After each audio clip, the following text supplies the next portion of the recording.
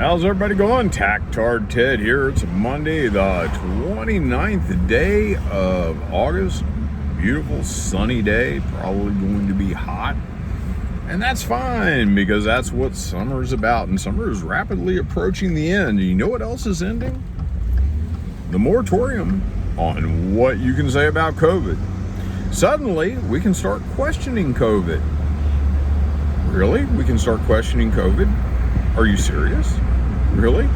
I guess I can go out and say that I'm not vaccinated and I've managed to survive and I haven't got the coop yet?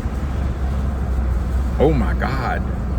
That a lot of the unvaccinated folks I know who've had COVID have been fine. Now, that doesn't say that I haven't lost friends from COVID-19. I had a friend passed away back during the spring. Good guy. Sorry he's passed on. But by and large, not seeing all the death, destruction, and terrible, terrible, terrible things that were supposed to be happening with COVID. And now you can actually start expressing some of your doubt about all the things that Dr. Fauci and the branch COVIDians said. You can start questioning it.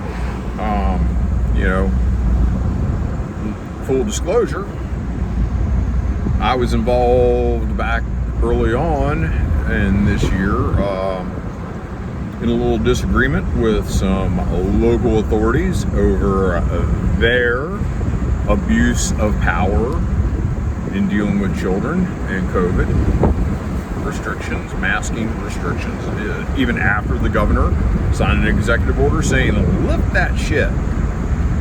So, yeah, I kind of getting a tickle here, but be warned, folks, there's a reason why they are doing this. Do you know what the reason is? I can very simply tell you. The reason is they plan on hanging all this around the neck of Donald J. Trump. And you know what? It is one of the huge letdowns for me of the Trump administration is that they actually allowed this to happen. They allowed Fauci, the World Health Organization, and all these other leftists to come in and upend our way of life over conjecture. Not even real science, just educated guesses and fuck around and find out. And that's what they did, and they fucked around and we found out. Lockdowns have been very bad for our economy. They've been very bad for the mental health of a lot of adults. It's been very bad for mental health and depression among children.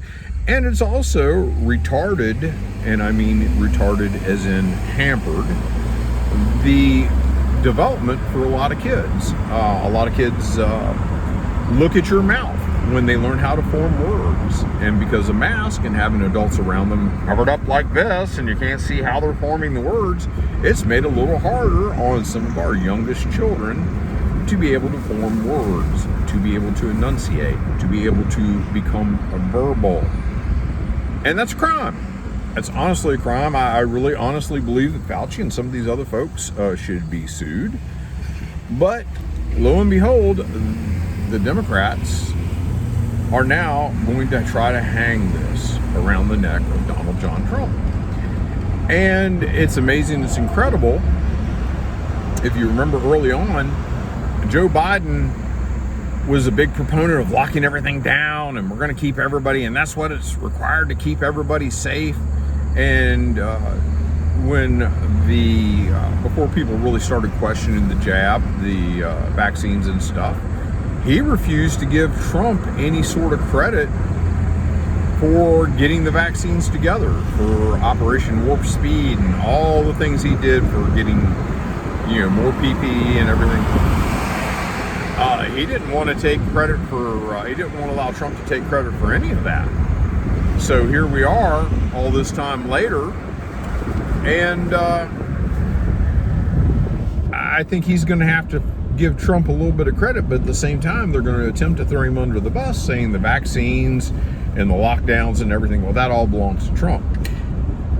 And it does to a degree. It does to a degree. The only thing I can tell you I'm very upset, but I do understand why it happened. Because at that point, there was so much emotion. Everybody was so invested in all this that if Trump hadn't, there may have very well been an impeachment that has succeeded about being not taking care, not being worried about the American people. So instead, we get the other side of the equation, and we get lockdowns being allowed to happen. We get all this shit that totally has fucked with our economy. And now we get Sleepy Joe. Sleepy Joe wants to double down on a weak economy by getting into economic warfare with another country that we get a lot of our fertilizer from, a country that's a major exporter of energy, oil, natural gas, grain. Getting into an economic pissing match with either Russia or China is just about damn near suicidal. Especially if you're going at it with the way we're going at it. Oh, we're going to do this and Russia can't do anything. Look what we did to Venezuela. Yeah, look. Venezuela, 75% of what's going on with Venezuela is self-inflicted by the communist regime. But we sure didn't help, and the only thing that Venezuela really had that we really used, or the world really used, was oil. And, we get this arrogance about ourselves that Russia is a gas station masquerading as a country. And we think that we can do to Russia what we have done to Venezuela. And apparently we don't understand the world. And a lot of our so-called quote-unquote leaders don't understand the world. They don't understand a lot of what goes on around them. And, I can very much easily say that I am very proud of my country and the things we've accomplished. I'm also very ashamed of our government and our politicians because they have done a lot of things that have harmed the people of this country, that have harmed our economy, and that routinely harm other countries without a thought for what the repercussions might be. Sat down over the weekend. My kids had heard about a famous movie that's out there called Ninth Company. And it's about the Soviets in Afghanistan during the Soviet invasion of Afghanistan, the subsequent war. And it's about the guys who were basically left alone on a mountaintop right at the end of the war. They forgot about them in the withdrawal. And the guys got hit pretty hard by Western mercenaries and Saudis and a bunch of other folks that wanted to do them harm. So I'm watching this with my kids, found it, watched it, and there's a point in it where a Soviet intelligence officer, is admonishing one of the troops that's fallen asleep. And I'm not a big fan of the Soviets, once again, don't need to say that, but I just thought I'd put that out there. That in the entire history of the world, no one has ever conquered Afghanistan. And my wife goes, yeah, and he's right. The Soviets couldn't conquer it. And then she also turned around and said, and knows neither is anyone else. And that's true. The British did not in their incursions. And we didn't. We spent 20 years there only to have Joe Biden yank everybody out in a hurried fit. This was a fall of Saigon wet dream for the left. And that's what they got. They got another fall of Saigon. That's what they wanted. And just lucky, this time it wasn't a Republican president sitting at the helm when it all fell apart. It was Joe Biden. So, interesting to say, though, we're coming off of all this shit and we've never been able to learn. And we fucked around. We fucked around in Afghanistan twice. We fucked around giving the bad guys weapons in the name of defeating the Soviets, which, hey, dude, I understand why that was done. I can't say that I'm totally against it, But it did come back to bite us in the ass. You can't argue it didn't. I mean, Charlie Wilson, getting the Stingers to that part of the world, it made a difference. It made it very, very impossible for the Soviet air assets to put a hurt on the Mujahideen, and they eventually had to cut their losses and say that was enough. Let's go. And then years later, the same people that we gave weapons to, the same ideology, flew planes into the World Trade Center. Now, I'm not going to get into that whole argument. I'm not getting into the whole argument about the World Trade Center. And that's another day, another way.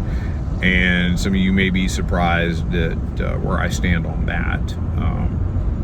I will tell you this much: I would not live in a country where I believe that the government would just drop the World Trade Center. And you can call me naive, and I'll give you my experiences being an iron worker back in the day and understanding iron and how things work. But that's a different story for a different day. My point being that we have screwed around the rest of the world, and I think it's time that we need to pay attention to what's going on here. And apparently Joe Biden's not worried about that. He would much rather play around with Ukraine. He would much rather play around with Taiwan. He would much rather do all this foreign policy, which, let's face it, Democrats are not particularly good at foreign policy. Well, they're not particularly good at anything. But they probably ought to pay more attention to the social programs and everything else in here and trying to improve our country. But no, he wants to pump billions of dollars into Ukraine for the oligarchs and Zelensky, and that's right, from now on it's Zelensky. The Ukrainians outlawed the letter Z because of the letter Z on certain Russian military vehicles as an identifier. So if, out of respect, since they aren't allowing a Z, I can't say Zelensky anymore. I'm going to have to just start calling him Zelensky. And I guess it's not Vladimir. They also got rid of the V, so I'm guessing we can't call him Vladimir anymore. I guess it's Adamor Zelensky. Dude, we're just such a retarded place, and I mean retarded is we're not progressing.